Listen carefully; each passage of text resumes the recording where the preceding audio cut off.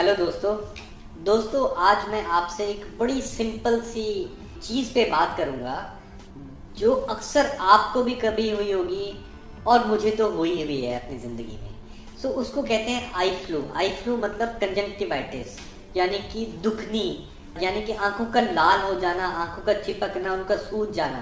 तो इसको eye flu या कंजंक्टिवाइटिस बोलते हैं। ये टॉपिक इसलिए ज़रूरी है क्योंकि ये एक ऐसी बीमारी है जो एक आदमी से दूसरे आदमी, दूसरे से तीसरे, और वो पूरी सोसाइटी और कम्युनिटी में स्प्रेड हो जाती है अगर उनको टाइम पे इसकी समझ ना हो। आई फ्लू होता क्या है?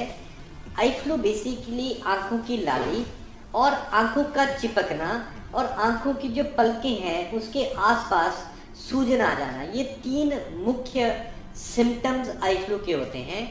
इसमें ज़्यादातर आपकी नज़र पे कोई इफ़ेक्ट नहीं आता है, पर कई लोगों को धुंधलापन रहता है क्योंकि जो आपकी आंखें चिपकती हैं, जो उसमें गाढ़ा गाढ़ा मावा या डिस्चार्ज निकलता है, उसकी वजह से आपकी आंखें कई बार धुंधली हो जाती हैं, आपको दिखना थोड़ा कम हो जाता है। पर अगर आप आंखों को धो लें या फिर उनको साफ़ कर लें तो वो क्लियर हो जाती हैं।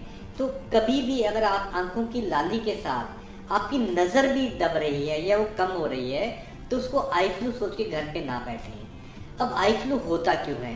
आई फ्लू ज़्यादातर जब बरसातों का मौसम होता है, जब एनवायरनमेंट की नमी यानी ह्यूमिडिटी बढ़ जाती है, तो उस टाइम पे जो इन्फेक्शंस हैं वो ज़्यादा कॉमन हो जाती हैं।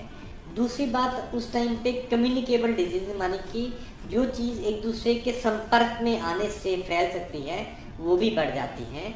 तो उस दौरान, इस मौसम में अगर आप किसी ऐसी वस्तु, जैसे मैंने इस टेबल पे हाथ लगाया और उसके बाद आंखों में खुजली, मैंने इसको मसलना शुरू कर दिया, तो मैंने यहाँ की इन्फेक्शन अपनी आंखों में ट्रांसफ़र कर दी है।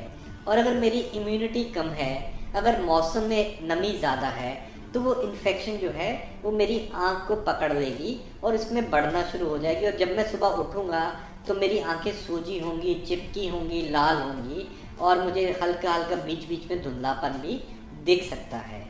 तो दोस्तों, इसका करना क्या है अगर ऐसा हो जाए?